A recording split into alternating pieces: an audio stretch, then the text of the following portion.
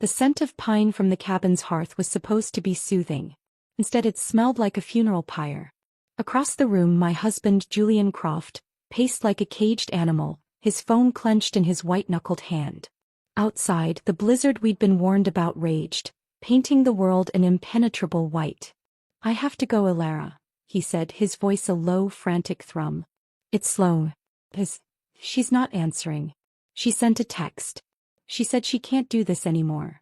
A cold that had nothing to do with the storm seeped into my bones. I had heard this before. In another life. I watched him, this man I had loved for 2 years and been married to for 3, and saw the ghost of the man who would later turn the gas on in our kitchen, his eyes hollow with a blame meant solely for me. In my past life I stopped him. I had pleaded, reasoned, and physically blocked the door. I had convinced him that a few hours wouldn't matter, that Sloane's dramatics were a constant. He had finally, reluctantly, agreed. We waited out the storm. And we returned to the news that Sloane Alden, his precious first love, had taken a bottle of pills, leaving a note that was rumored to mention his name. Julian's grief had curdled into a venomous rage. "If you hadn't stopped me," he'd screamed, his face a grotesque mask of hatred. "If you hadn't been so selfish, I could have saved her." Then came the hiss of gas, the smell choking out the scent of our Last Supper, the spark of a lighter and the all-consuming fire. And then, nothing. And everything. We were back. Back in the mountain cabin, the storm howling outside, his phone buzzing with Sloane's manipulative text. This time I didn't move from the sofa. I took a slow sip of my tea, the warmth a stark contrast to the ice in my veins. "Julian," I said, my voice unnaturally calm. "I'm telling you, this time I must go find Sloane. I must save her no matter what you say. I won't change my mind. I finally got a chance to start over. This time I absolutely won't let myself live with regret for the rest of my life." He stopped pacing and stared at me, a flicker of confusion in his panicked eyes. Then a dawning, grim understanding. The phrasing was too specific, too mirrored. He knew. He had also been reborn. "So," I said, placing my cup down with a soft click. "It turns out I'm not the only one blessed by heaven. What a pity though. Julian, your rebirth isn't destined to last long." He flinched. "Don't you dare curse me, Alara. Having died once already, I cherish my life dearly. But I have to do this." "Then you'd better hurry off and fly away together with Sloane in marital bliss," I said, my tone dripping with a sarcasm I no longer had to hide. "When you get married, be sure to let me know. I'll definitely send you a grand floral arrangement. Yellow and white chrysanthemums interwoven, complete with a stand. It'll surely be the talk of the event." Julian trembled with anger. "Alara, don't you dare curse us. And my relationship with Sloane is completely innocent. I won't tolerate your slander." "Fine," I shrugged. "You're the most innocent. So innocent that you killed me for her and committed suicide for her." He was about to retort, his face mottled with rage, but I pointedly looked at my watch.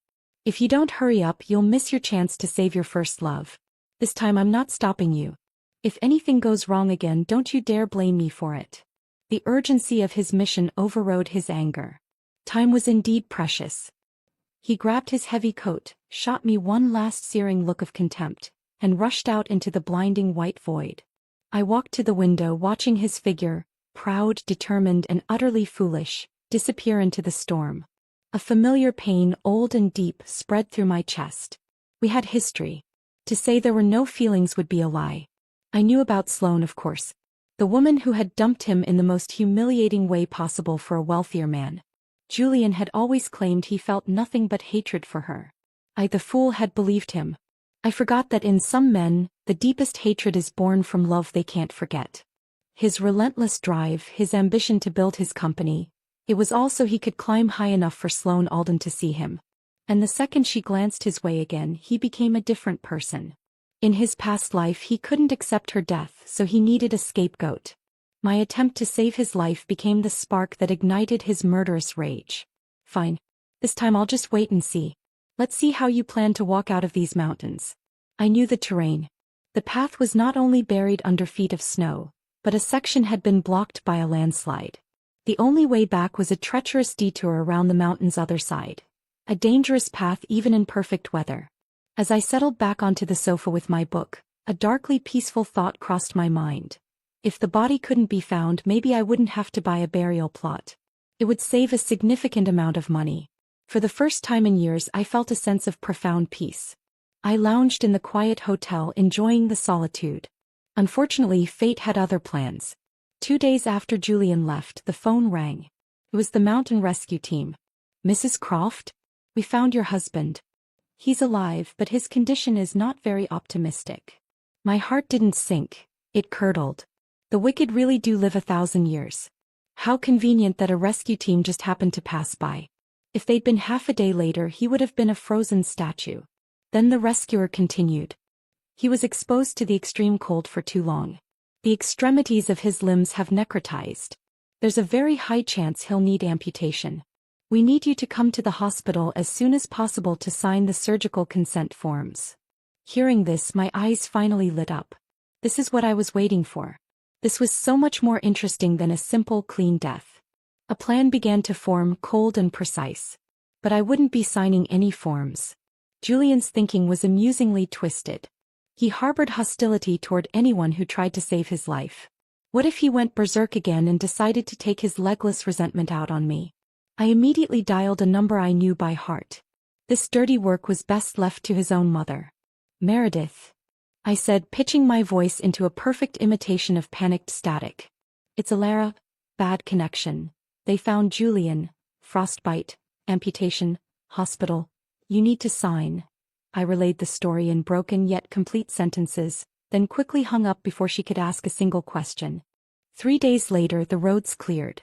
I went to the hospital immediately, not out of lingering concern, but because it was time to make an appearance and watch the drama unfold. I found his attending physician first. The prognosis was exactly as stated. A high double amputation due to severe frostbite. The conditions for prosthetics were not even met. He would be in a wheelchair for life. The nurse then said, "Your mother-in-law was here earlier, asking if Mr. Croft's condition would affect his ability to have children." I had to stop myself from laughing aloud. That old witch, Meredith Croft, still dared to dream.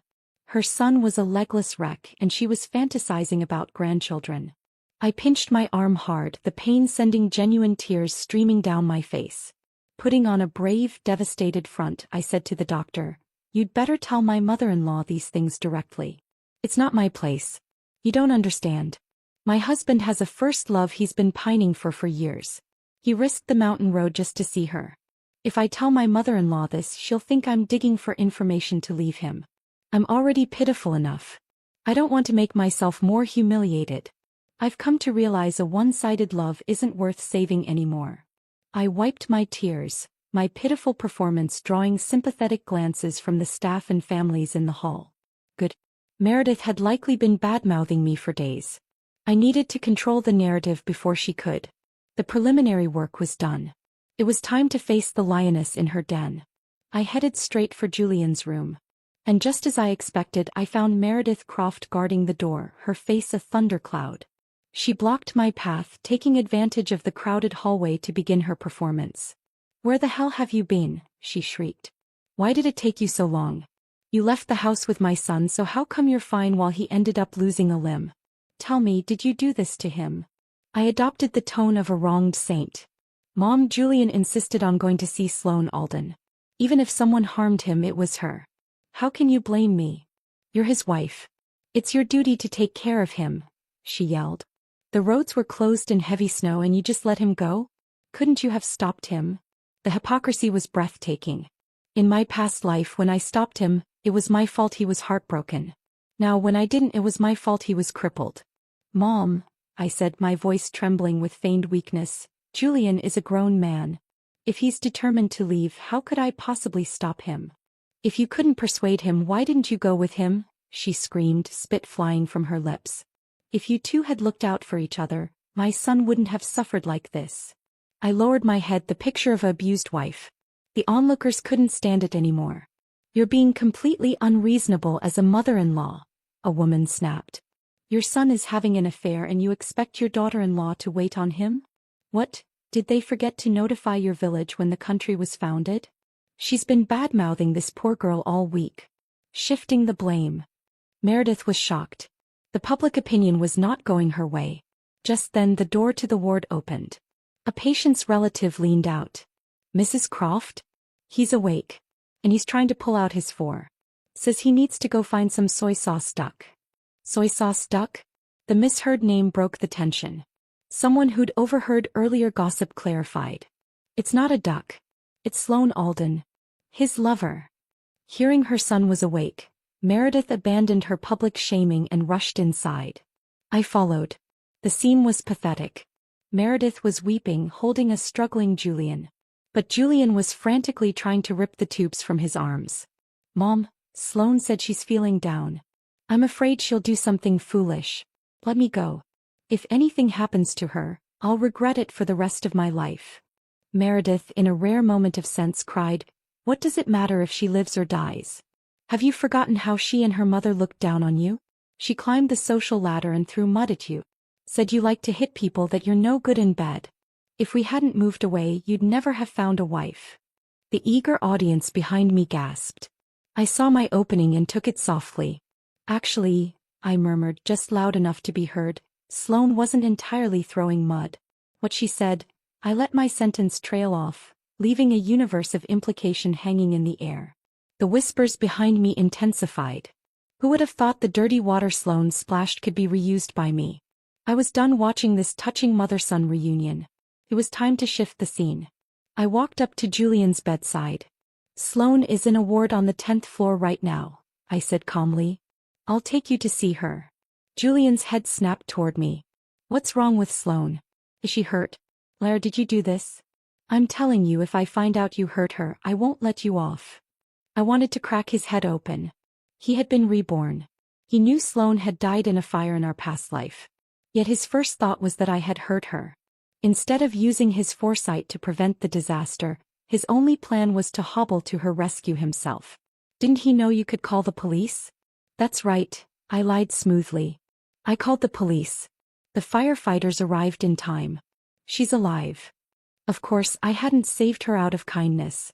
In the previous life, her fire led to a secondary explosion that killed neighbors. This time, by calling it in early, I'd saved innocent lives. Sloane and Julian didn't deserve to cause trouble for others. I would create the perfect contained environment for them myself. Hearing Sloane was just upstairs, Julian became even more determined to get up. Meredith, horrified, held down the blanket, trying to hide the truth of his condition. Julian struggled, confused by his body's refusal to obey. He stubbornly yanked the blanket back. And he saw the empty space where his legs should have been. He froze. The color drained from his face. At the critical moment, I stepped in with my sweet, poisonous explanation. You were exposed to the cold for too long. To save your life, amputation was the only option. Although I wasn't there, I'm certain our mother must have found this decision extremely difficult. Please don't blame her. As expected, Julian went berserk. How could I lose my legs? What am I supposed to do now? Why has everything changed? Why did you let them do this? I'd rather be dead than be a cripple. He began throwing things, and when there was nothing left, he started beating his own head with his fists. I leaned in close, my voice a hypnotic whisper. Although your fate has changed, Sloane's life has been saved. What was your wish after being reborn? Wasn't it to save Sloane? It must be because you insisted on leaving, triggering a butterfly effect. You traded your legs for Sloane's life. Isn't that worth it? He stared at me, his rage subsiding into confused awe. He truly believed it. He believed his sacrifice had changed destiny. He calmed down, buying into the grand, tragic romance of it all. Looking at his foolish, convinced face, I asked myself for the 1000th time what I had ever seen in him. But it didn't matter anymore. Sloane wanted to rekindle the past? Fine. I'll gather up this pile of rotten grass and deliver it right to your doorstep. I borrowed a wheelchair. It was time to introduce the star-crossed lovers. The ride in the service elevator was silent except for the hum of machinery and Julian's ragged breathing. He was pale, his hands gripping the arms of the wheelchair like he was clinging to a cliff edge.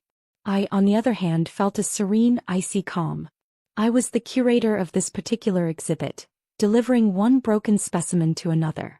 As the doors slid open on the 10th floor, the sterile hospital smell was the same, but the energy was different. This was the recovery wing, less about immediate crisis and more about lingering consequences. Much like the two people I was about to reunite.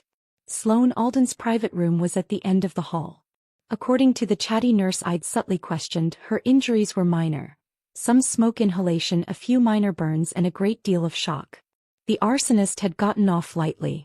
She had only intended a dramatic gesture, a cry for attention, not a genuine suicide. The fire getting out of control had been an unforeseen and terrifying consequence. I pushed Julian's wheelchair through the doorway. Sloane was propped up in bed, looking pale and interesting, a magazine untouched on her lap. When she saw Julian, her eyes widened. A flash of genuine relief crossed her face before it was quickly masked by a practiced, delicate vulnerability. It was a masterclass in performance.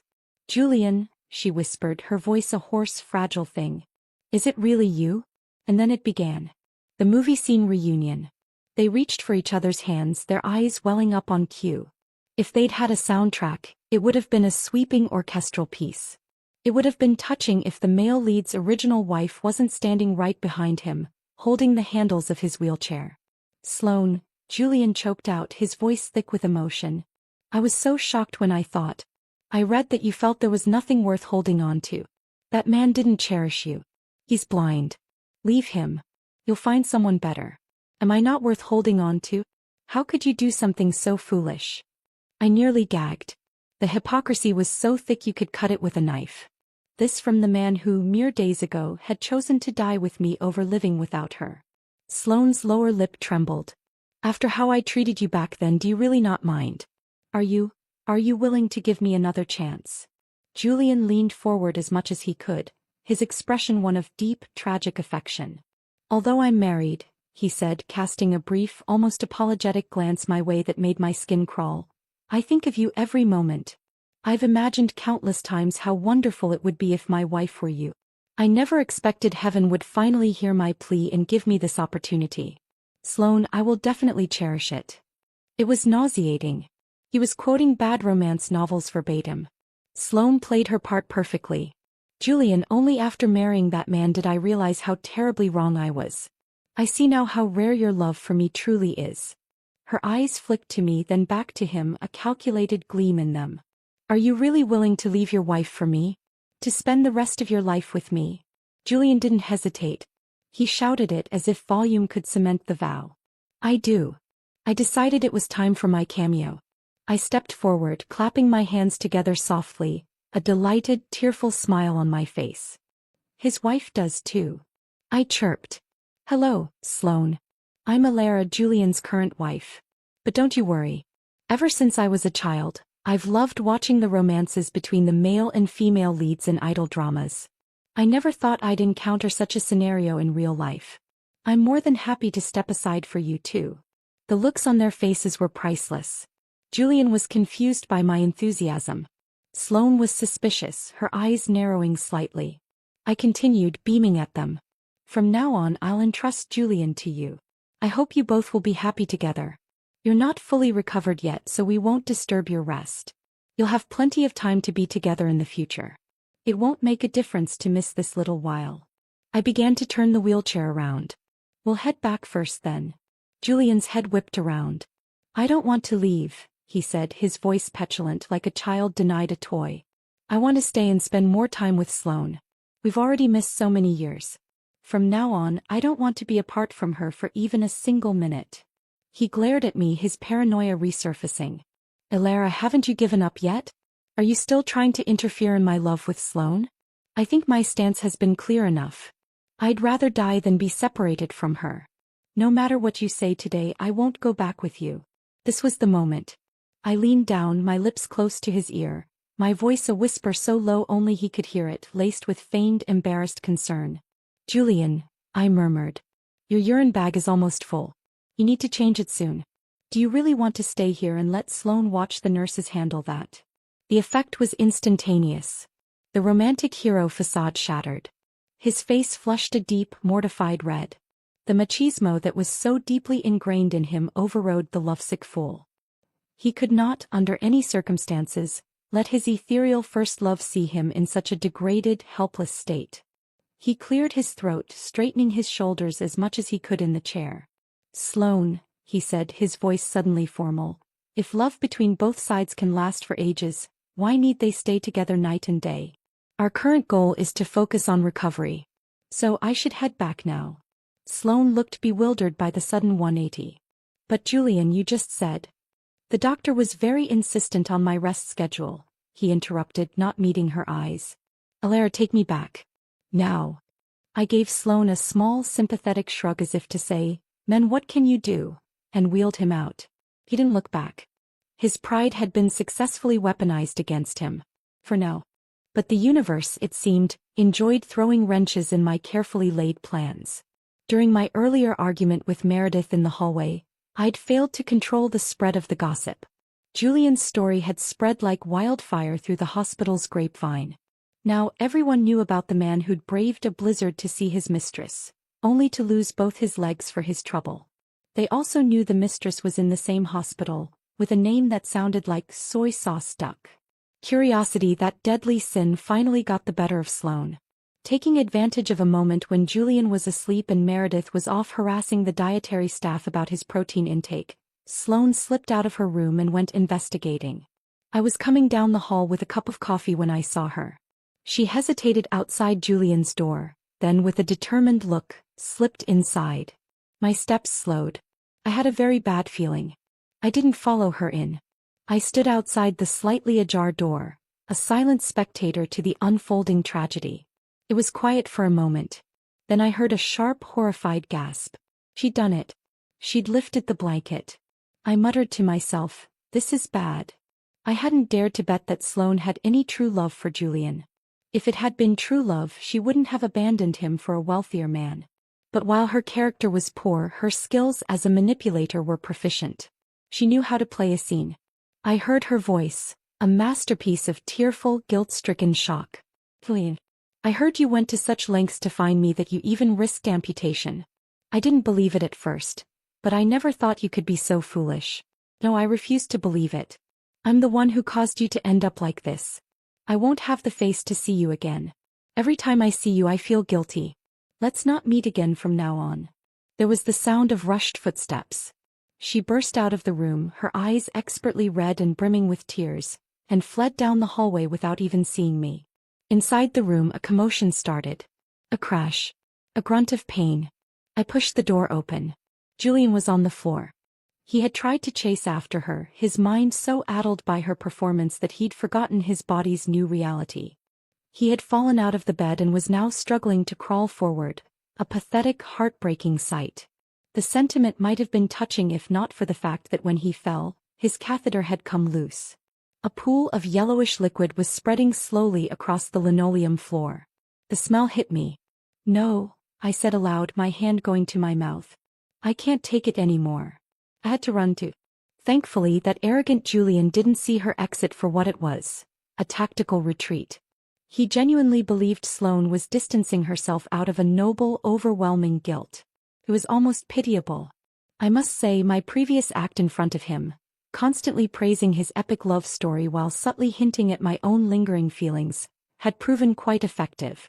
If he were to realize now that Sloane only wanted him as a fallback option and was now bailing because he didn't meet her physical standards, his rage would be uncontrollable. And I needed him controllable. So I became the most supportive ex-wife in history. I volunteered to be their emotional mediator and messenger. I assured a despondent Julian that I would definitely help him and Sloane achieve their happy ending. But my actions behind the scenes were very different. On the very day Sloane discovered the amputation, she tried to complete her discharge paperwork. I made a few anonymous calls, suggesting to her doctor that her mental state was too fragile for release. It bought me time. Meanwhile, I immediately transferred Julian to a private, more expensive single room. It wasn't for his comfort, it was to isolate him. No more gossipy roommates or eavesdropping nurses. He would hear nothing from the outside world that I didn't want him to hear. Then I dealt with Meredith. I found a lavish, all-inclusive global tour brochure for seniors, a 3-month trip through Europe. I went to her not as her daughter-in-law but as a concerned ally. "Meredith," I said, my voice dripping with false concern, "this stress is going to kill you. Look at you. You're not sleeping. Julian is stable now. What he needs is time and peace to heal, not his mother hovering and reminding him of everything he's lost. A change of scenery would be good for you. You'll come back refreshed and better able to support him.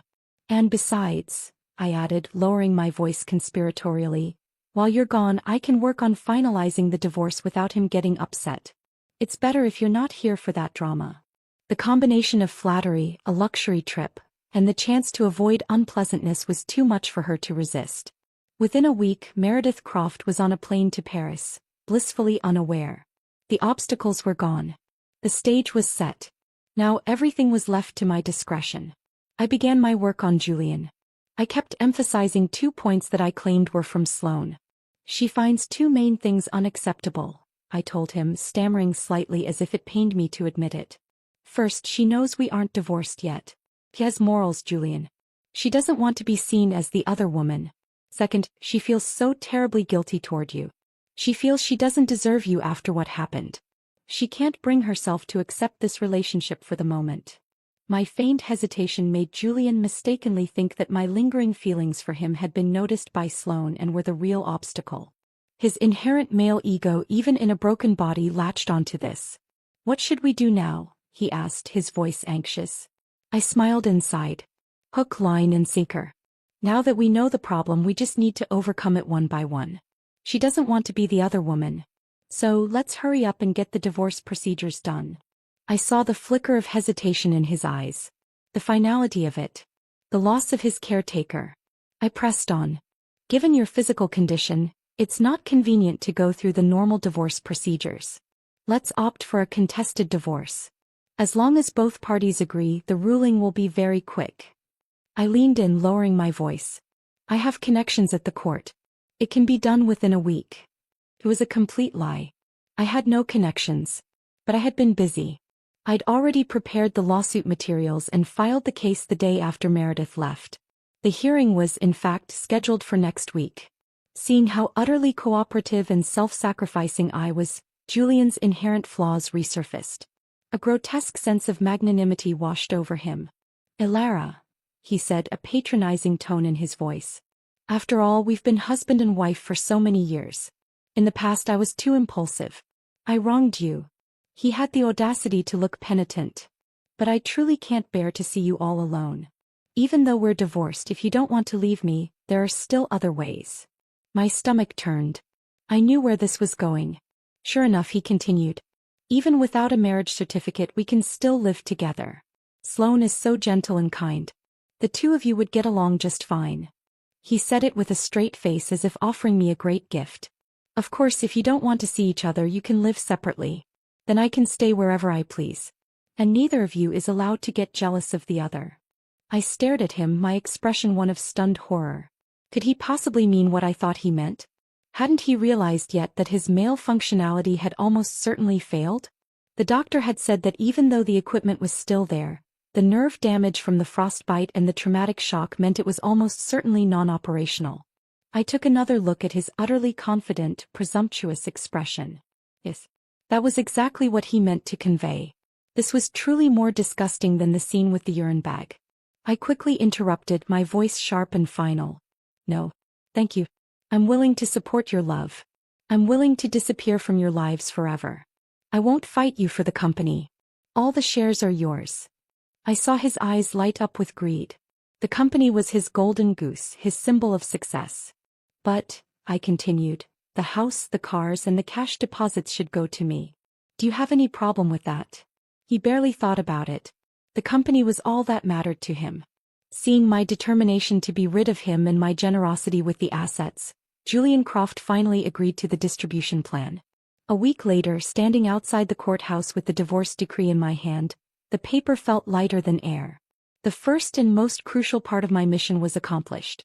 I felt the chains of my past life fall away. But I wasn't finished. Just an amputation and a divorce would be too lenient. He still believed in the fairy tale. He still thought there was a genuine, tragic love between him and Sloane. I needed to shatter that conviction completely. The first stumbling block, Sloane's refusal to see him, had been removed. Now I told him we had to focus on the second point, reducing her sense of guilt. How can we reduce it? He asked, like a child seeking instructions. By having enough people celebrate your love, I said, my eyes shining with fabricated inspiration. I've already figured it out. I've contacted a popular video blogger to create a video about you too. Even I, as the original spouse, support this love. It will surely move people. When Sloane sees so many people blessing you both, she will definitely overcome that mental barrier and accept you. Julian looked uncertain yet hopeful. Will Sloane really be touched? Of course she will, I gushed. Your love story is so touching. You braved hardships, crossed mountains and rivers, and even lost a limb for just one sentence from her. I paused as if another brilliant idea had just struck me. By the way, I heard that Sloane was rescued because the fire department received an emergency call. Their timely response prevented a larger fire, but they said it's inconvenient to disclose the informant's information. I leaned in, my voice dropping to a whisper. Since that's the case, just say it was you who reported it. After all, no one can provide evidence to refute you. I had transformed into a master persuader, a puppet master crafting a tailor-made fantasy for my puppet. Julian Croft, blinded by the beautiful future I had painted for him, swallowed it whole. And so, the stage was set for the grandest, most humiliating performance of his life. The video blogger, a young man with overly gelled hair and an influencer's desperate thirst for viral content, was named Chase. His channel, Chase the Vibe, specialized in over-the-top public proposals and reconciliations. He was perfect, immoral, expensive, and utterly committed to the spectacle. I met him at a coffee shop near the hospital, laying out the story with a curated blend of tragedy and romance. I was the selfless, heartbroken wife, bowing out to true love. Julian was the tragic hero, a modern-day Orpheus who'd literally gone through hell and lost his legs for his Eurydice. Sloane was the beautiful, guilt-ridden muse. Chase ate it up, his eyes gleaming with the potential for clicks. The grand gesture, he said, snapping his fingers. We need a grand gesture. Something that says, your guilt is unfounded, our love is destiny. We'll do it at her work. Maximum exposure. I nodded, feigning admiration for his genius. Perfect. And we'll need an audience. People to really sell the moment. Leave that to me, Chase said, already typing on his phone. I've a list of reliable extras. 50 should do it. They know how to act enthusiastic.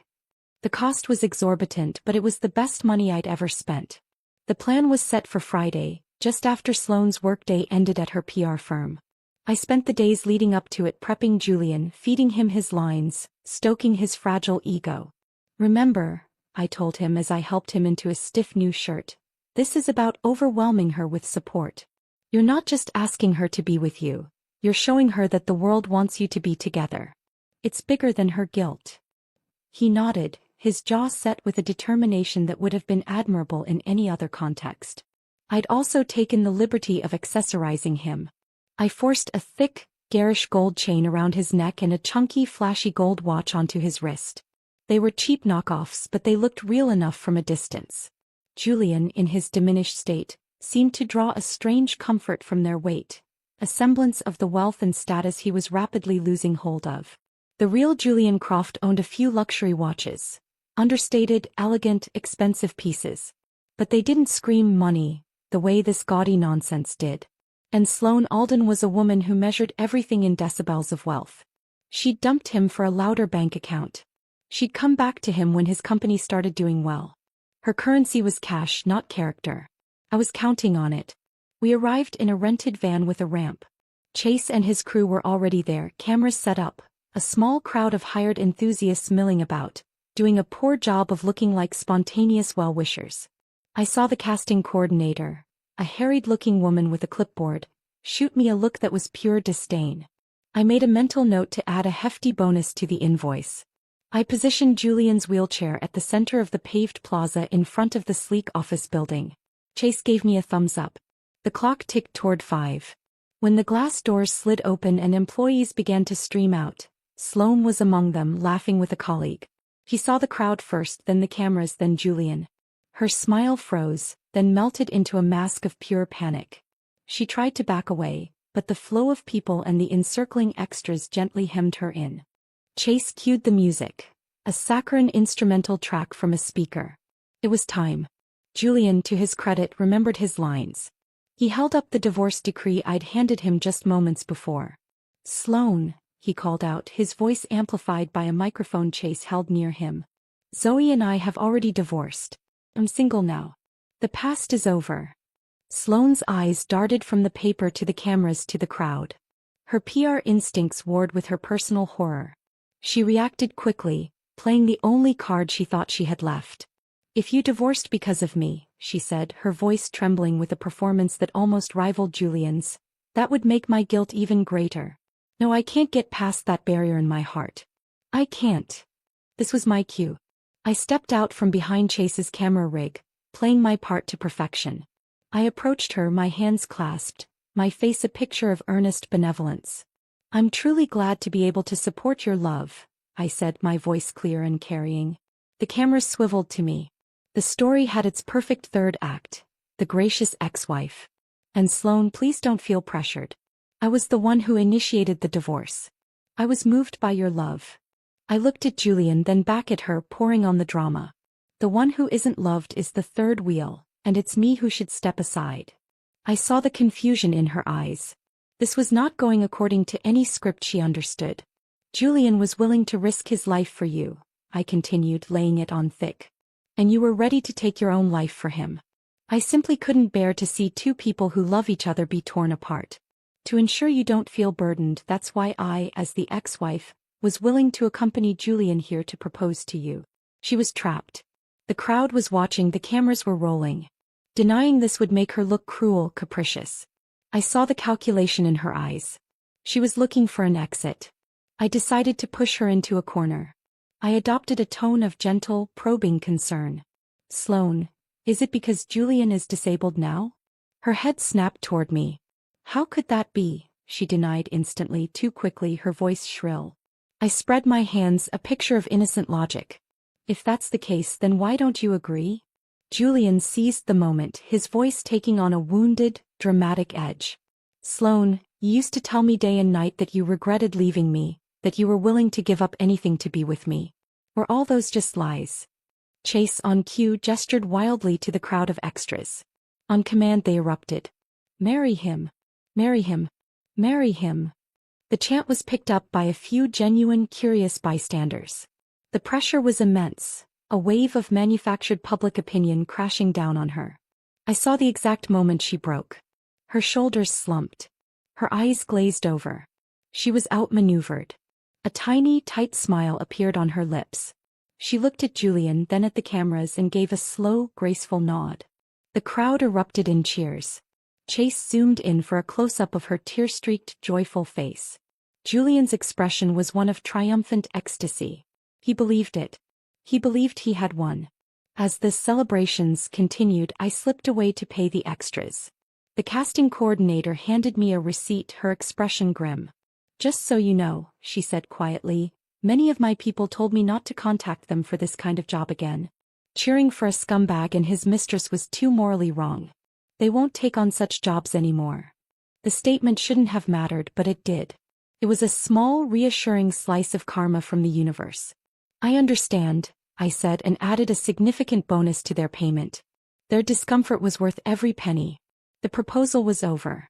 The video was edited, set to maudlin music, and uploaded to Chase's channel, where it got a mixed bag of comments. Some calling it romantic, many more calling it disgusting. I hired a team of online trolls to amplify the romantic comments and bury the negative ones under a mountain of generic praise. I even paid people to criticize me. The criticism of me was my favorite part. The comments were masterpieces of reverse psychology. This ex-wife is an idiot. The husband is clearly not long for this world. She should have dragged out the divorce to inherit everything. Now his money will just benefit the mistress. She gave up the company. Is she stupid? That's the only asset that matters. I knew Sloane would see them. She was vain and online enough to search for herself.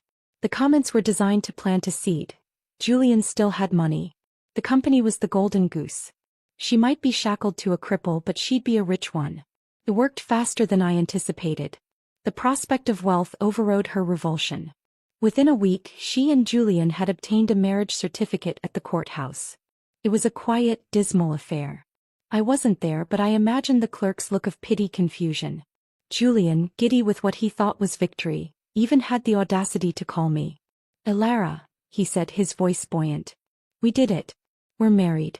You should come to the wedding. We're planning a proper ceremony once I'm out of rehab. I agreed without hesitation, my voice sweet. I wouldn't miss it for the world. But deep down I knew their wedding would never happen.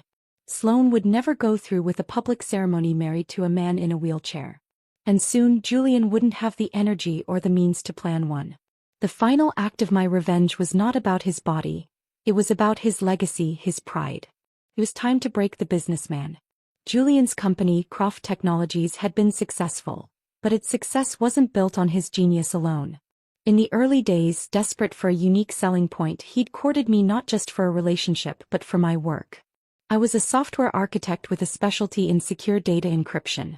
The proprietary framework I designed became the backbone of his company's main product. I joined his company and many clients signed on because of my reputation and my technology. Julian, in his arrogance, had forgotten that. He thought the clients were loyal to him. As soon as the divorce was finalized, I started my own firm. I didn't poach clients. I didn't have to. They called me. The tech world is a small one.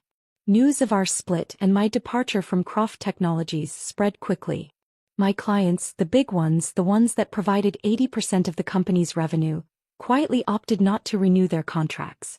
They migrated to my new, smaller but technically superior firm. I sat in my new modest office and watched the dominoes fall.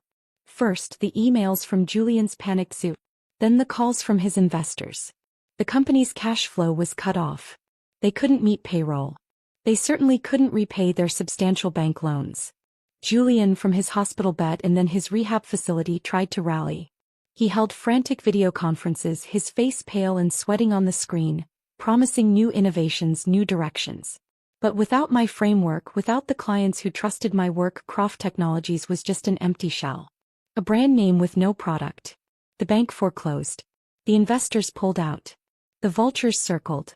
Within 2 months of my divorce, Julian Croft's company filed for bankruptcy. The news was in the business section of the paper. Once promising tech firm Croft Technologies collapses. I cut out the article and stored it in a drawer. A trophy. After the bankruptcy was announced, I stopped paying attention to Julian entirely. I was satisfied. This outcome was more painful for him than any physical injury.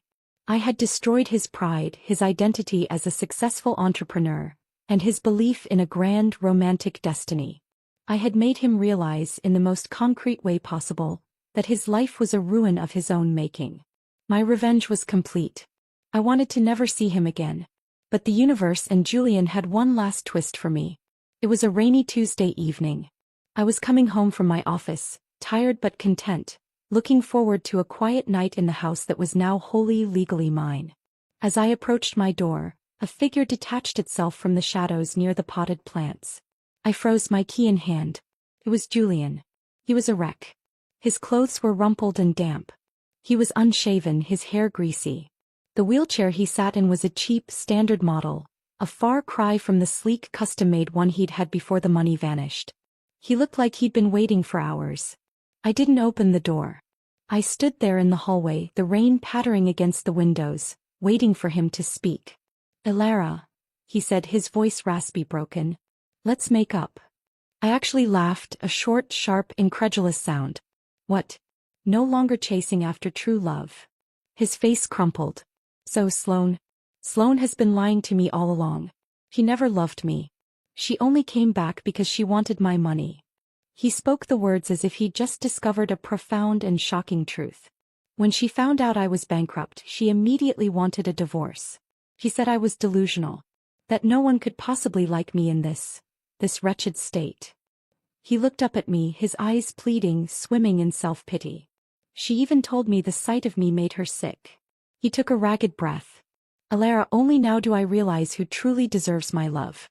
Though fate played a cruel joke on us, thankfully it's not too late to make things right. After all this time you finally get to see me turn back to you. Isn't that a blessing in disguise?" As he spoke, he reached out a trembling hand, trying to grab mine. I recoiled, stepping back as if from a venomous snake. The audacity was astronomical. "Sloane was right about one thing," I said, my voice cold and flat. "You really are quite presumptuous. What makes you think that after you've hurt me, I'd still be standing here waiting for you to turn back. He looked genuinely confused. But you said it yourself. You still had lingering feelings for me. You stepped aside to let me and Sloane be together. I smiled then, a cold, sharp smile that held no warmth. If I hadn't said that, how could you have agreed to divorce me so readily and left all the real estate to me? I let the words hang in the air, watching them sink in, watching the dawning horror on his face as he realized the depth of my manipulation. Julian, when I loved you, I gave you my heart and soul. When I stopped loving you, I became cold and indifferent. Don't blame me for being heartless. You brought this upon yourself. I looked him straight in the eye, delivering the final blow. I gave you chances twice in 2 lifetimes, but you didn't cherish them. I turned my back on him, unlocked my door and stepped inside. I didn't look back as I closed it, shutting out the sight of his utterly dejected figure in the hallway. The last time I'd watched him retreat like that was during the blizzard when I saw him off to his death. This time his state of mind was the same. He was a ghost already. From now on he had nothing to do with me. I thought that was the end. I focused on my company, building something that was truly mine. Months passed. I heard about Julian again only in snippets, through the twisted grapevine of mutual acquaintances who knew better than to mention him to me directly. The story was sordid and ended up on a cheap legal affairs program I sometimes had on in the background for noise. Sloane, it turned out, had found a new financial backer, some older man impressed by her faded beauty and desperate ambition. But Julian, in his newfound poverty and bitterness, had refused to grant her a divorce. He had nothing left but the legal chains that bound her to him, and he clung to them with vicious spite. Sloane, not one for being trapped, had decided to run. She'd packed her things and was preparing to disappear secretly. But Julian found out. The report was vague on how. Perhaps he'd hired a cheap detective, perhaps he'd just guessed. The argument that followed was violent. Although Julian could no longer move freely, the strength in his arms from propelling his wheelchair was formidable. The show described a struggle. Julian, in a blind rage, had used a knife to slash Sloane's face, scarring her permanently and stabbing out one of her eyes. In the frantic, bloody fight for her life, Sloane had grabbed another knife and stabbed him through the heart. They died together in a pool of blood and shattered delusions, their toxic love finally consuming them completely. I was at my desk when the segment aired, the reporter's voice a dramatic monotone. I felt nothing. No satisfaction, no sorrow. Just a hollow, quiet finality. My secretary's voice came through the intercom. President Croft? It's time for the meeting. I reached over and turned off the television, silencing the reporter's closing remarks. All right, I said, my voice steady. I'll be right there. I stood up, straightening my suit jacket. I glanced out the window of my corner office at the city stretching out below me. What remained of Julian Croft was nothing but a sordid anecdote on a daytime TV show. What mattered was what I had built. What mattered was the meeting ahead. Nothing, I thought as I walked toward the door, compares to a solid career. The meeting was about expansion. My firm, now bearing my name, Elara Systems, was thriving. We'd not only retained all of Croft Technologies' former major clients but had attracted new ones, drawn by the reputation for innovation and stability that I, not Julian, had always represented. The conference room was filled with the eager, focused energy of my team, a sharp contrast to the sordid tale that had just faded from my television screen. I led the discussion on acquiring a smaller startup, their tech a perfect complement to our own. My decisions were sharp, my vision clear. There was no room for the ghost of Julian Croft in this room, in this company, in my life. He was a closed chapter, a cautionary tale I had already learned from. After the meeting, my head of HR, a sharp and compassionate woman named Sarah, lingered. Everything all right, Elara? You seemed distant for a moment there. I offered a professional smile. Just running numbers in my head, Sarah. All good. The lie came easily.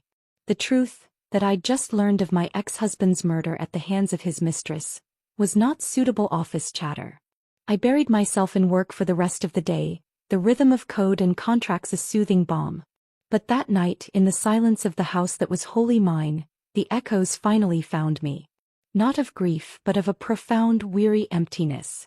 2 lifetimes, ended in violence. I had wanted revenge, and I had gotten it in a far more complete and twisted form than I'd ever imagined. I felt no triumph, only the cold weight of being the sole survivor of a shipwreck I had engineered.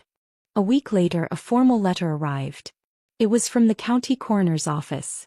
As Julian's most recent legal next of kin before his remarriage, I was formally notified of the completion of the autopsies and the release of the bodies. There was a polite, bureaucratic inquiry about my intentions regarding Mr. Croft's remains, given that Mrs. Sloane Croft's family had already claimed hers. The thought of dealing with Julian's funeral, of facing Meredith upon her return from her oblivious world tour, made my skin crawl. I had no intention of buying him a plot. He didn't deserve a peaceful rest next to my future. But I also couldn't let him become a pauper's grave, a story for some true crime podcast to unearth. A dark, ironic thought surfaced. I picked up the phone and dialed the number for the coroner's office. "Yes," I said to the polite, detached official on the other end. "Regarding the remains of Julian Croft. I would like to donate his body to science." There was a pause. "Are you certain, ma'am? There will be no service, no remains to inter later." "I'm certain," I said, my voice firm. He was always more interested in the superficial than the substantive. Perhaps some medical student can find a use for him. It's more than he offered the world in the end. I hung up, the decision feeling strangely fitting. It was clean, clinical, and utterly final. Julian would be reduced to a teaching tool, a specimen. There was no poetry in it, no grand tragedy. Just an end. The next month was a blur of work and the quiet process of truly moving on. I sold the last car that was in his name, erased the final financial traces of him. I even redecorated the house, painting over the colors he'd chosen, making the space unequivocally mine. Then the doorbell rang on a Saturday morning. I wasn't expecting anyone. Through the peephole I saw a woman, her face haggard and tanned from travel, her expensive luggage piled around her. Meredith. Her global tour was evidently over. The news, it seemed, had finally reached her. I took a deep breath and opened the door. Her eyes were red-rimmed, her usually immaculate appearance frayed. She didn't scream or accuse. She just looked old and broken. "You," she whispered, her voice raw. "You did this." I didn't deny it. I didn't confirm it. I simply said, "Come in, Meredith. You look like you need a cup of tea." She stumbled into the living room, collapsing onto the sofa as if her bones had turned to dust. I busied myself in the kitchen, giving her a moment to compose herself, giving myself a moment to strategize. When I returned with the tea, she was staring blankly at the wall. They said he, and that woman," she couldn't finish the sentence. "The police ruled it a murder-suicide following a mutual altercation," I said, my tone neutral as if reading from a report. "The details are unpleasant." "He was bankrupt," she said, the words a choked sob. "His company, everything gone. And you have it all. This house. Everything." "The divorce settlement was quite clear," I said calmly. "He got the company. I got the liquid assets and the property. He made his choices, Meredith. He chose to chase Sloane Alden. He chose to sign the papers. He chose to drive his company into the ground without me there to run it. His choices have consequences." She looked at me then, a flicker of her old venom returning. "You poisoned him against me. You sent me away. I offered you a vacation you were all too happy to take," I corrected her gently. "You were exhausted from doting on him. You told me so yourself. I merely provided an opportunity for rest. What happened after you left was between Julian and Sloane. And, ultimately, between Julian and himself." I saw the fight drain out of her. She had no one else to blame. Her golden boy was gone, revealed to be a fool, a bankrupt, and a murderer. Her dreams of dynasty were ashes. "What will I do?" she whispered, a truly lost woman. I felt a pang of something that wasn't quite pity, but perhaps a recognition of shared devastation. We had both loved him in our ways and we had both been destroyed by him. I was just the one who had managed to rebuild from the rubble. "The life insurance policy," I said. She looked up, startled. "The one I took out on him years ago. The beneficiary is still you. It was a small policy, one we'd gotten when we first married. I'd never bothered to change it. It wasn't enough to make her rich, but it was enough to live on modestly." Her eyes widened in shock. It was the last thing she expected from me. "I don't want your money," she said, though her voice lacked conviction. "It's not my money. It's yours," I said. "Consider it a final gift from the son who forgot to provide for you." Use it to find a small place. Move on, Meredith. He's not worth your tears. I stood up, indicating the conversation was over. She looked dazed, but the hysterical edge was gone, replaced by a numb acceptance. She left quietly, a ghost of the formidable woman who had once blocked a hospital hallway to curse me. Watching her cab pull away, I felt the last thread tying me to that life snap. It was truly over. The years that followed were peaceful. Elara Systems grew into a respected industry leader, known for its ethical practices and innovative culture. A direct rebuke of everything Julian's company had been. I found a quiet satisfaction in my work in building something lasting and good. I dated occasionally careful, intelligent men who were interested in the woman I was now, not the ghost of the wife I had been. But my heart, I found, was slow to trust. The scars of fire and betrayal ran deep. 5 years after Julian's death, I was at a charity gala for tech education. It was the kind of event I now frequented, a pillar of a community I had fought to join.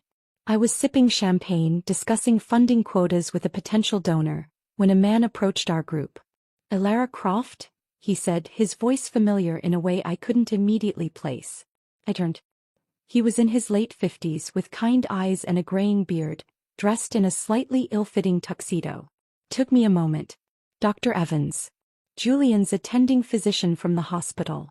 "Dr. Evans," I said, surprised. "What a pleasure to see you." I introduced him to the group, who soon drifted away, leaving us alone. "I see you're doing well," he said, his gaze taking in the room, the evident respect I commanded. "I always wondered." "Thank you. I am." "And you?" "Retired just last month," he said with a smile. "My wife insisted we finally take that world cruise. I saw your name on the donor list and thought I'd say hello." We made polite conversation for a few minutes. Then his expression grew more thoughtful. "You know, I never forgot your case. Your husband. It was one of the most complex situations I'd ever seen." I stiffened slightly but kept my smile placid. "It was a difficult time." "It was," he agreed. He hesitated, choosing his words carefully.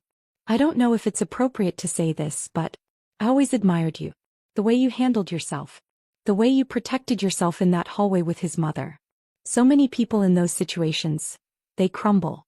You built." He gestured around us. "You built this." His words were unexpected. He had seen through my performances, my calculated tears, and had understood the core of survival beneath them. "Thank you, doctor," I said, and for the first time the thanks were genuine, untinged by manipulation. "That means a great deal coming from you." "I also," he paused again, lowering his voice. "I heard about what happened to him. To both of them. I'm sorry." I nodded, accepting the sentiment for what it was. "Some stories don't have happy endings." "No," he agreed. "But yours isn't over yet." He gave me a warm, paternal smile. "Don't let the past be the only thing that defines you, Elara. You survived. Now make sure you get to live." He patted my arm gently and moved away to join his wife across the room. I stood there, his words settling over me. He was right. I had been so focused on surviving, on rebuilding from the wreckage of my past life, that I had forgotten to truly live in this one. I had built a fortress around myself, mistaking safety for happiness. Later that night, as I left the gala, a man was helping the valet retrieve cars. He was my age, with an easy smile and laugh lines around his eyes. He'd been chatting with the staff, not fawning over the attendees. Our eyes met as my car pulled up. He held my gaze for a second longer than necessary and offered a small, genuine smile, not of recognition, but of simple, uncomplicated appreciation. I found myself smiling back. It was a small thing. But it was a start. Driving home, I realized the anchor of anger and revenge that had held me in place for so long had finally dissolved. I was no longer the betrayed wife, the avenging angel, the lonely survivor. I was just Elara. The past was a country I had left, and its ghosts no longer had the power to haunt me. I had watched my husband dig his own grave. I had even handed him the shovel. But I had climbed out of mine. The future, for the first time in 2 lifetimes, was not a reaction to the past, but a blank page waiting for me to write my own story upon it. And for the first time I was genuinely looking forward to seeing what it might say. Dr. Evans's words echoed in the quiet of my car. "Don't let the past be the only thing that defines you, Elara. You survived. Now make sure you get to live." For so long, my identity had been a fortress built on two cornerstones: Julian's wife and Julian's avenger. With both of those roles obsolete, I felt a strange, weightless disorientation. Who was I when I wasn't fighting? The house, once a trophy of my victory, now felt too large, too quiet. The sleek, modern furniture I'd chosen as a rejection of our shared past seemed cold and impersonal. I'd built a beautiful cage, mistaking its walls for safety. The man from the valet stand lingered in my mind. It wasn't about him, not really. It was about the effortless way he'd smiled. It was a smile devoid of history, of calculation, of pain. It was simply a moment of human connection. I realized I was starved for it. My life was a series of controlled, professional interactions. My dating life had been a defensive maneuver, interviews for a position no one was going to get. I was the CEO of my own isolation. A week after the gala, I did something impulsive. I called Sarah, my HR head, into my office. "Sarah, you're from the Pacific Northwest, right?" I asked. She looked surprised. "Seattle, born and raised." "Why?" "I need a change of scenery. Somewhere with trees. And rain. Somewhere that doesn't smell like exhaust and old regrets." I took a breath. "I'm thinking of opening a satellite office. A small R&D hub. Somewhere like Portland." Sarah's eyes lit up. "Seriously? That's a fantastic idea. The talent pool there is incredible. More laid back. Less poaching." He studied me. "This isn't just a business decision, is it?" I shook my head. "No. It's a me decision. I need to remember who I am without this city whispering Julian's name on every corner." The project became my new obsession, but a healthy one. It wasn't about destruction or revenge. It was about creation. I spent weeks immersed in architectural plans, community profiles, and market analyses for Portland. I focused on finding a space with character, an old warehouse we could renovate with reclaimed wood and big windows, something with a soul, unlike the sterile glass tower I currently inhabited. I decided I would split my time. A week there, 3 weeks here. A slow migration. The day I first flew to Portland to look at properties, the air was different. It smelled of damp earth and coffee. The pace was slower. People smiled without an agenda. I felt my shoulders, perpetually tensed for a fight, begin to drop. The real estate agent, a cheerful woman named Brenda, showed me several spaces. The last one was a converted brick factory in the Pearl District. It was perfect. High ceilings, exposed beams, a history etched into its walls. As we walked through the vast, empty space, I could already hear the quiet hum of creative work, see teams collaborating in sunlit nooks. "This is the one," I said, my voice firm with a certainty I hadn't felt in years. "Wonderful." Brenda beamed. "There's a great little community around here. Farmers markets, bookstores, a fantastic independent cinema." She leaned in conspiratorially. "And some of the best food carts you'll ever taste. You'll love it." As we finalized the paperwork at a local coffee shop, I felt a thrill that was entirely new. This was mine. Not something I'd won in a divorce settlement or taken from a bankrupt company, but something I was building from the ground up for no other reason than it felt right. Back in my original city, I threw myself into the logistics of the expansion, delegating more authority to my trusted team. I was preparing them and myself for my gradual absence. They were capable, brilliant people. I didn't need to micromanage anymore. That had been a habit born of fear, a need to control everything after my life had spiraled into chaos. One evening I was working late, reviewing resumes for the Portland office. A name caught my eye: Ben Carter. His credentials were impeccable. A decade at a leading tech firm in San Francisco, specializing in the very kind of user experience design I wanted to prioritize. His cover letter was intelligent, thoughtful, and mentioned a desire for a better work-life balance, a move away from the cutthroat Silicon Valley culture. I emailed him to set up a video interview.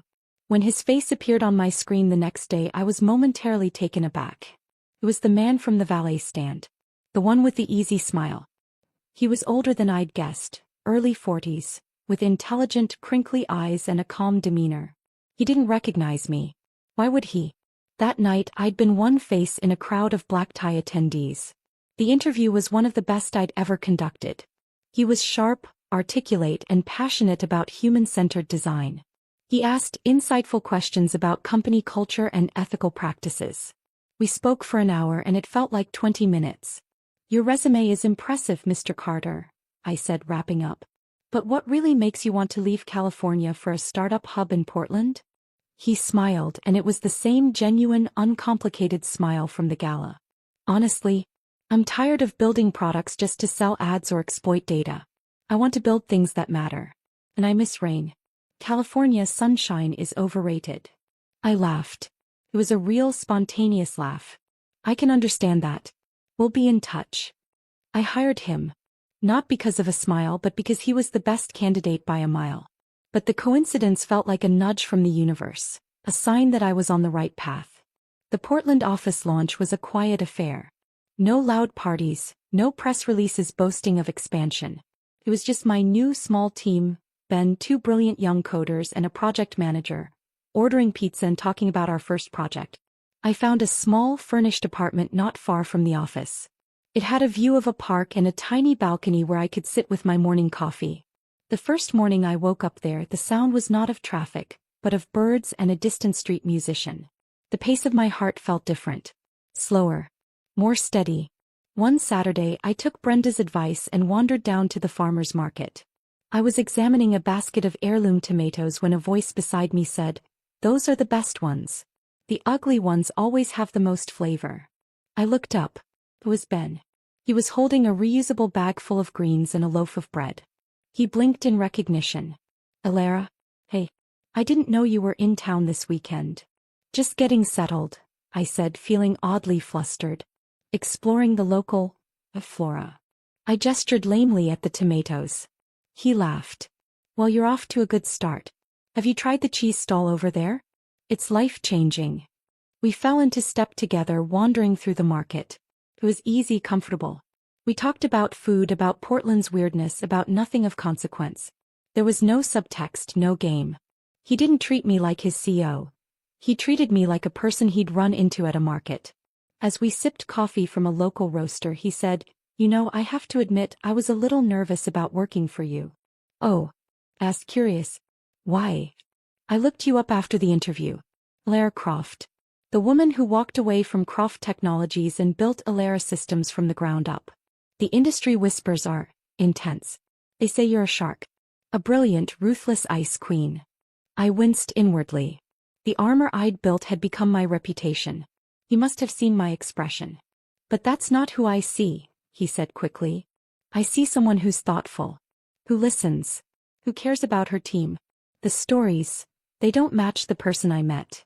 The honesty was disarming. "The stories are from another life," I said quietly. "I'm trying to write a new one." He nodded as if he understood completely. "Well," he said, raising his coffee cup. "To new stories." We parted ways at the end of the street. I walked back to my apartment, the weight of the Ice Queen label feeling a little lighter. He had seen a crack in the ice, and instead of exploiting it, he'd simply acknowledged it. Over the next few months, my time in Portland became the highlight of my month. The work was stimulating, the team was cohesive, and the city felt like a balm. Ben and I developed an easy, professional friendship. We'd sometimes grab lunch or coffee, and our conversations ranged from project logistics to favorite hiking trails. I was careful. He was my employee. But for the first time, I allowed myself to enjoy the company of a man without my history looming over every interaction. I was just Alara, the boss from out of town, not Alara, the tragic widow and vengeful ex-wife. One evening we were the last two left in the office, troubleshooting a stubborn bug. We finally cracked it just after 8. "Yes." Ben cheered, pumping his fist. I was starting to think we'd have to sacrifice a chicken to the server gods. I laughed, stretching the kinks out of my back. "I'm just glad we didn't have to. I'm a terrible butcher." "Hungry?" he asked. "There's a great pho place around the corner that's open late. My treat. We deserve it." It felt like a natural extension of the work, not a date. "Sure," I said. "That sounds perfect." The pho was steaming and delicious. We talked about everything and nothing. Our favorite books, terrible movies, his dream of sailing the Puget Sound. He spoke about his family, his sister's kids, his reasons for leaving the Bay Area. It was normal human stuff. The kind of conversation I'd forgotten how to have. As we walked back toward our respective apartments, the night air was cool and crisp. We stopped outside my building. "Thanks for dinner," I said. "And for the help with the bug."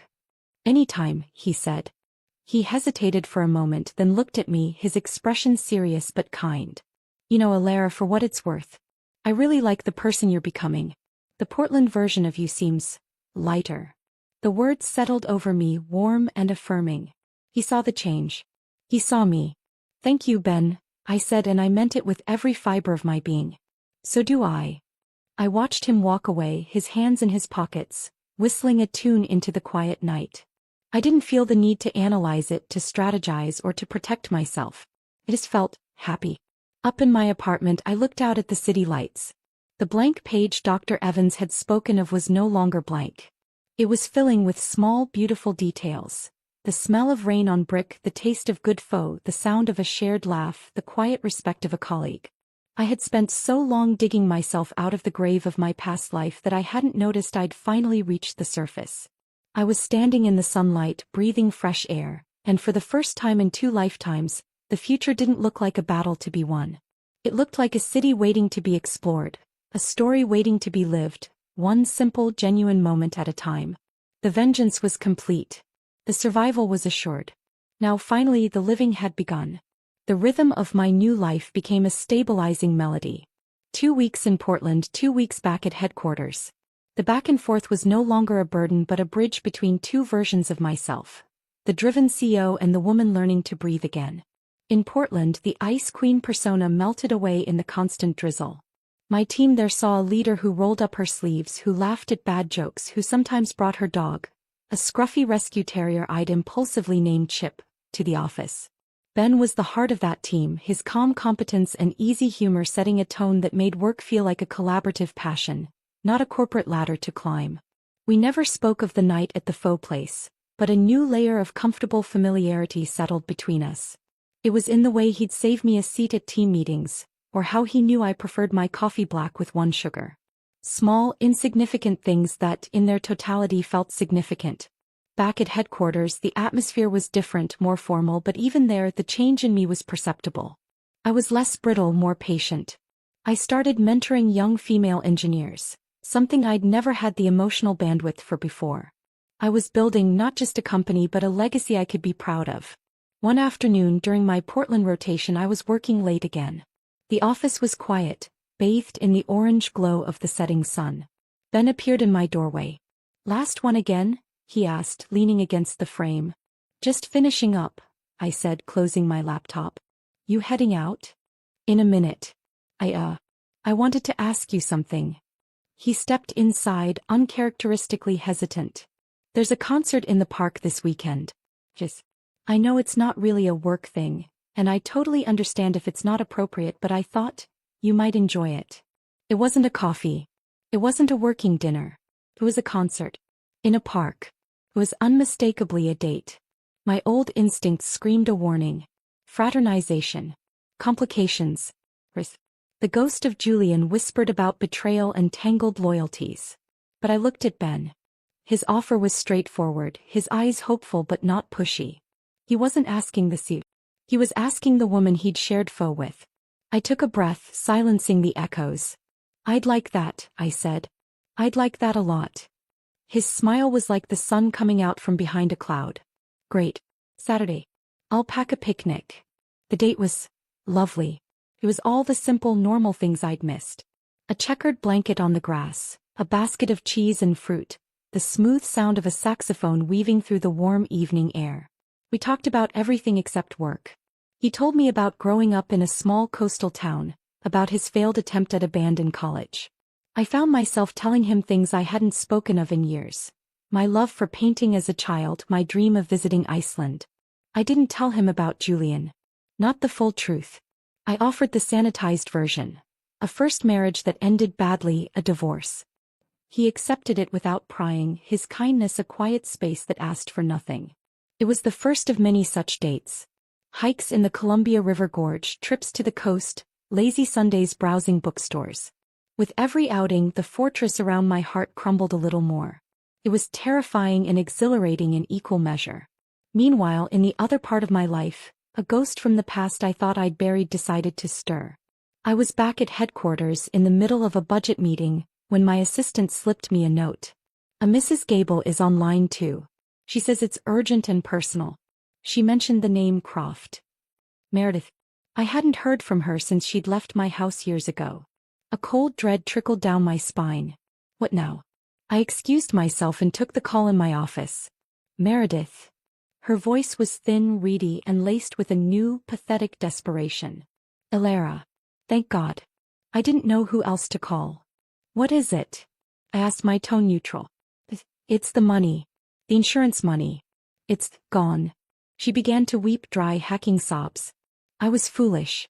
There was a man, he said he could help me invest it. Double it. He seemed so sincere. And now he's gone. Everything is gone. I closed my eyes, pinching the bridge of my nose. Of course. She'd been scammed. The woman who had once ruled her social circle with an iron fist had been reduced to a mark for a common con artist. Have you called the police, Meredith? What's the point? She wailed. They won't find him. They never do. Blair, I have nothing. The rent is due next week. But I have nowhere to go. The silence stretched out. This was the woman who had blamed me for her son's mistakes, who had tried to bully me into a life of servitude. Every bitter, vengeful part of me wanted to hang up. She had made her bed. But the person I was becoming, the one Ben was helping me uncover, saw something else. A lonely, broken old woman who had lost her son, her status, and now her last shred of security. She was a toxic person, but she was also a human being left with nothing. I sighed. Give me your address, Meredith. I'll have my assistant wire you enough for 3 months' rent. It's a loan, not a gift. You will pay me back when you get your social security sorted out. The weeping stopped. She was stunned into silence. You do that? After everything? I'm not doing it for you, I said, my voice firm. I'm doing it for me. Because the person I am now doesn't leave old women destitute. But this is it, Meredith. The final thread. After this, you are on your own. Do you understand? He sniffled. Yes. Yes, I understand. Thank you, Elara. Thank you. I hung up, my hand trembling slightly. I hadn't forgiven her. But I had freed myself from her. The action wasn't born of love or even pity, but of a profound desire to sever the last tie to that cycle of bitterness. It was the ultimate rejection of the past, not by fighting it but by rising above it. I went back to my meeting, the decision sitting in my stomach like a stone. It was the right thing to do, but it left me feeling emotionally raw. That weekend back in Portland, I was quiet during my hike with Ben. He sensed my mood, giving me space without prying. We stopped at a lookout point, the Willamette River sprawling out below us. Tough week? He asked gently. I looked out at the vast, peaceful landscape, the city I was learning to call home. The words came out before I could stop them. Not the whole story, but a piece of it. I had to deal with my ex-mother-in-law, I said. She's a piece of work. She lost all her money. I just bailed her out. Ben was silent for a moment. That was a generous thing to do. It wasn't generous, I said, the truth tumbling out. It was selfish. I did it so I would never have to think about her again. So I could finally be done. He considered this. Sometimes the kindest thing we can do for ourselves is to be kind to someone else, even if they don't deserve it. It closes the loop. His understanding was a balm. He didn't judge me for my mixed motives. He saw the intention behind the action.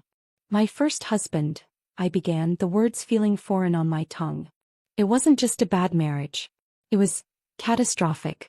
He chose someone else. In a very final way. And it ended badly. For everyone.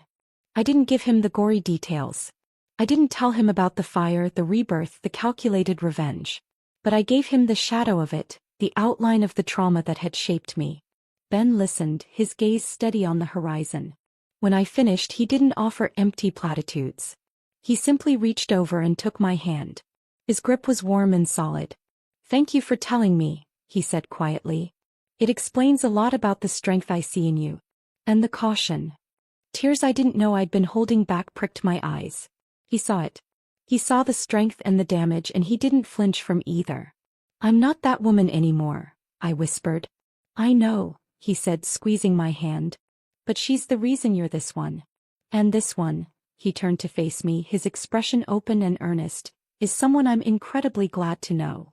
In that moment, on that cliffside with the city spread out below and a good man holding my hand, the last of the ice around my heart finally melted. The anchor of my past, which had once held me in a harbor of hatred, had finally been pulled up. I was no longer moored to the wreckage. I was free to set sail toward a new horizon, and for the first time I wasn't afraid of the open water. The journey wasn't over. There would still be challenges, moments of fear, echoes of the past. But I was no longer just surviving. I was learning finally how to live. And I wasn't doing it alone. The drive back from the hike was quiet, but the silence between Ben and me was no longer strained. It was comfortable, filled with the unspoken understanding that something significant had shifted. He'd seen a glimpse of the abyss I'd climbed out of, and instead of retreating, he'd extended his hand. He pulled up outside my apartment building but left the engine running. "I have to go help my sister move a sofa," he said with an apologetic smile. "But dinner tomorrow? My place? I make a mean lasagna." "Lasagna sounds perfect," I said, and I meant it. As I got out of the car, he leaned over. "Alara, I'm really glad you told me." I nodded, a lump in my throat. "Me too." Upstairs, the apartment felt different. Lighter. Chip wagged his entire body in greeting, and I scooped him up, burying my face in his scruffy fur. The act of telling Ben even a fraction of the truth had been a release. A weight I'd been carrying for 2 lifetimes felt fractionally lighter. The next evening I stood outside Ben's door, a bottle of wine in hand and a nervous flutter in my stomach. This felt different from our other dates. This was a step into something more intimate, more defined. He opened the door and the smell of garlic, tomatoes, and baking cheese wafted out. He was wearing an apron over a casual shirt, and his smile was warm and welcoming. "Right on time," he said, ushering me in. His apartment was a reflection of him, warm, uncluttered, and lived in. Books were stacked on shelves, a guitar leaned in a corner, and photographs of family and sailing trips adorned the walls. It was a home, not just a place to sleep. I handed him the wine. "A small contribution to the mean lasagna." "Excellent. It'll pair perfectly." He busied himself in the small open-plan kitchen while I sat on a stool at the counter, watching him move with an easy confidence. Dinner was effortless. The lasagna was indeed fantastic. We talked and laughed, the conversation flowing as easily as the wine. The shadow of my confession the day before was there, but it didn't dominate the room. It was simply a part of my history, not the entirety of it. As we cleared the plates, he put on some soft music. "So," he said, leaning against the counter. "The Portland office. Was it always the plan to expand, or was it more of a personal migration?" It was a perceptive question. He was asking about the heart of the change he'd seen in me. I took a sip of wine, choosing my words. A bit of both. The business case was solid. But for me it was an escape hatch. A way to become someone new. Or maybe to remember who I was before I got lost. He nodded, his eyes thoughtful. "I get that. Sometimes you need a change of scenery to change your soul." He paused. "And the catastrophic ending. Does it still follow you here?" It was the question I'd been both dreading and hoping for. "Less and less," I said honestly.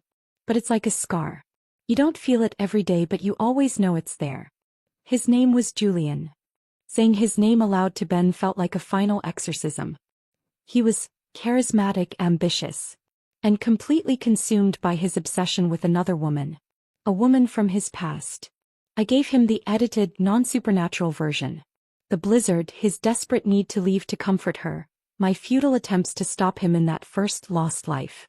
I told him about the suicide, the blame, the horrific end. I left out the rebirth, the second chance, the calculated revenge. I told him the story of a woman who had loved a man who destroyed her and himself. "He blamed me for her death," I said, my voice barely a whisper. "And in his grief he decided that if he couldn't have his happy ending, then no one could. Especially not me." Ben listened, his expression a mixture of horror and profound empathy. He didn't interrupt, didn't offer empty condolences. He just let me talk, creating a space where the truth could finally breathe. When I finished, the room was silent except for the soft music. I felt drained but clean, as if I'd lanced a poisoned wound. "My God, Alara," he finally said, his voice thick with emotion. "I'm so sorry. No one should ever have to go through that." He reached across the counter and took my hand. The strength it must have taken just to get out of bed every day. "Some days I didn't," I admitted. "For a long time the only thing that got me up was anger. And then when that faded, there was just nothing." "And now?" he asked, his thumb gently stroking my knuckles. I looked around his warm, inviting apartment, then back at his kind, steady face. "Now, there's something." He came around the counter and pulled me into his arms. It wasn't a passionate embrace but one of pure, solid comfort. I rested my head against his chest, listening to the steady beat of his heart, and for the first time I felt truly safe. We stayed like that for a long time. The past was out in the open between us, not as a weapon or a secret, but as a part of my story that he now held with care. Later, as we sat on his sofa, Chip curled at our feet, he asked, "What about his family? The mother you helped?" "Meredith," I said. "She was a piece of work. Enabled him, blamed me for everything. Helping her was my way of finally closing that door for good. She's his ghost, not mine anymore." He smiled, a sad, understanding smile. "You're a better person than I am." "No," I said. "I'm just a person who's finally learned that holding on to poison only hurts the one holding it." The night ended with a soft, lingering kiss at my door. It was a kiss that held promise, respect, and a deep understanding of the journey I'd taken to get there. The following months were a time of integration. The two halves of my life, the driven CEO and the woman rediscovering life, began to merge into a whole, balanced person. I was more present at headquarters but also more human. I delegated with trust, empowered my team, and found that the company thrived even more when it wasn't solely reliant on my frantic, controlling energy. In Portland, my relationship with Ben deepened naturally, carefully. We were cautious of the power dynamic, but our connection was undeniable. We were two adults who had been through our own fires and had found a quiet, steady peace in each other's company. One weekend we took Chip and drove out to the coast. We walked on the beach, the wind whipping our hair, the vast Pacific stretching out to the horizon. It felt symbolic, standing on the edge of a new world. "I've been thinking," Ben said, his hand in mine. "The satellite office is a success. You don't need to be here all the time, but you also don't need to be there all the time. What if you made Portland your primary home?" I looked out at the endless water, considering it. Headquarters didn't need me micromanaging it anymore. My core team there was capable and loyal. I could lead strategically from anywhere. Portland was where I felt alive, where I was building a life, not just a company. "I think," I said, a smile spreading across my face, "that's a brilliant idea." The decision felt right. It was a choice for my future, not a reaction to my past. The move was gradual. I found a beautiful, light-filled house in Portland with a garden for Chip and an office with a view of Mount Hood. I spent less time in my old city, and when I was there, it was for focused, productive bursts. The city itself seemed to have forgotten Julian Croft. He was a faded headline, a tragic footnote. One evening, about a year after my first date with Ben, we were cooking dinner in my new kitchen. The setting sun streamed through the windows, painting everything in gold.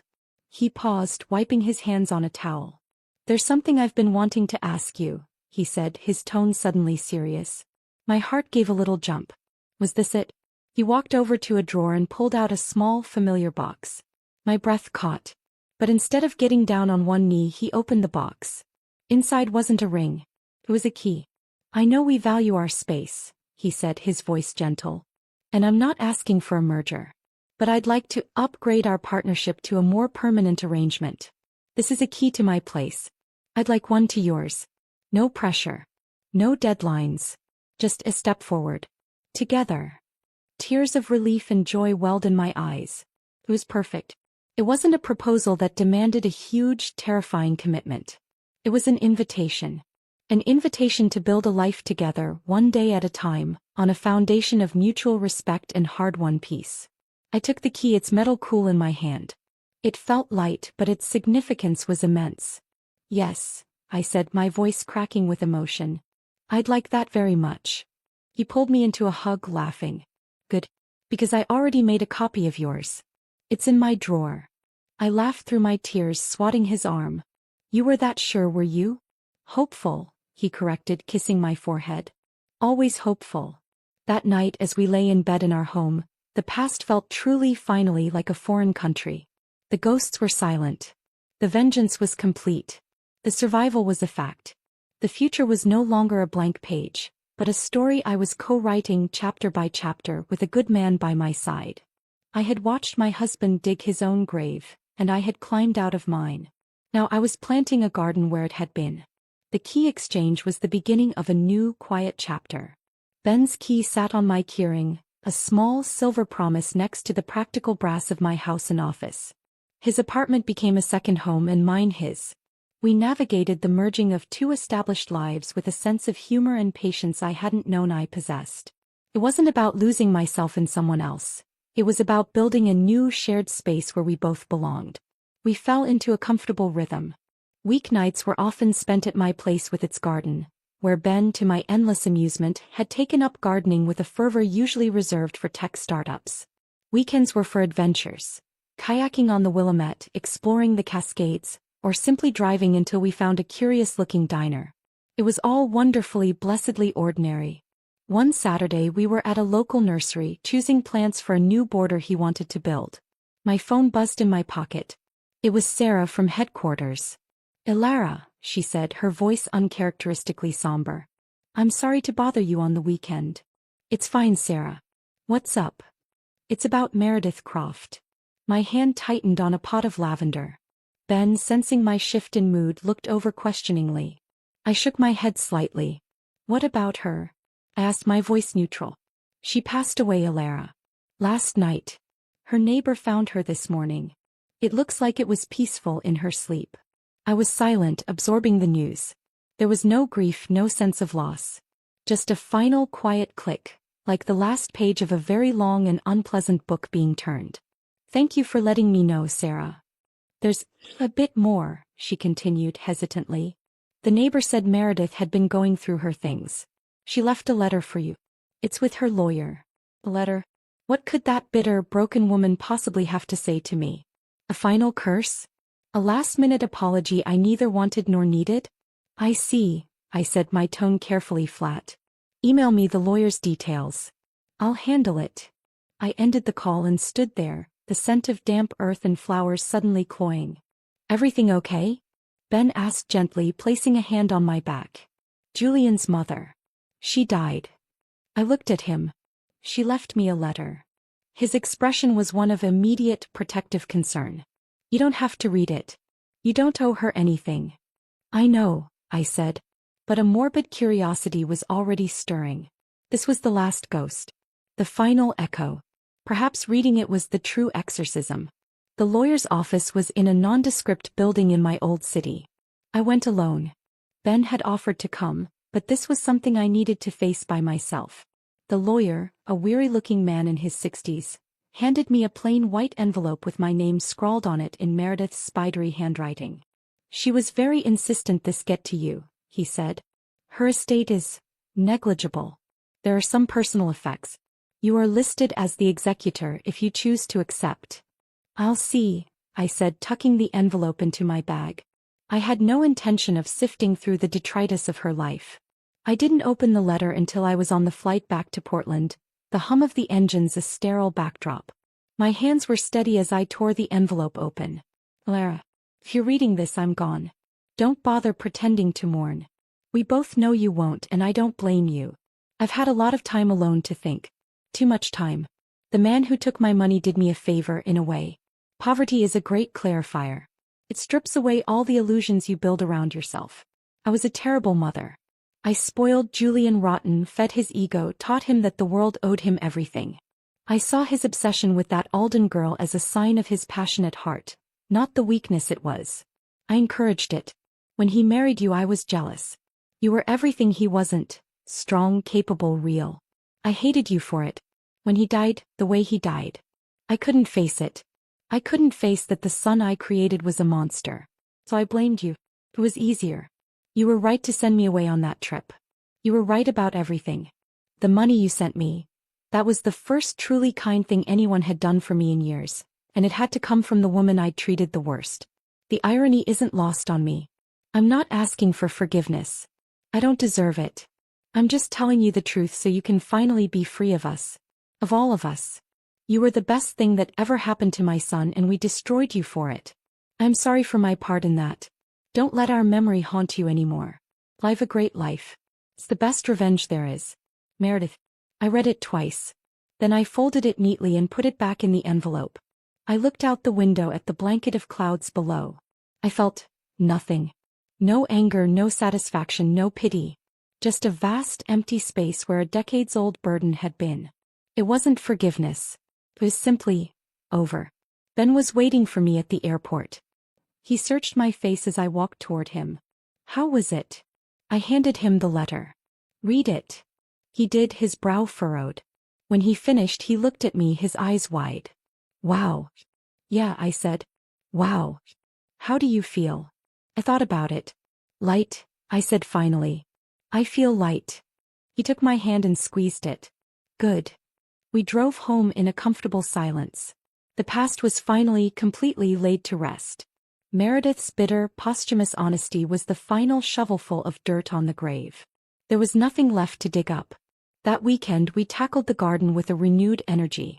Ben dug the holes and I placed the plants. Lavender, rosemary, salvia. Things that were hardy, fragrant, and resilient. As I patted soil around the roots of a young rose bush, its thorns a promise of future beauty, I thought about Meredith's words. Live a great life. It's the best revenge there is. He was wrong. It wasn't revenge. Revenge implies you're still keeping score. This was something else entirely.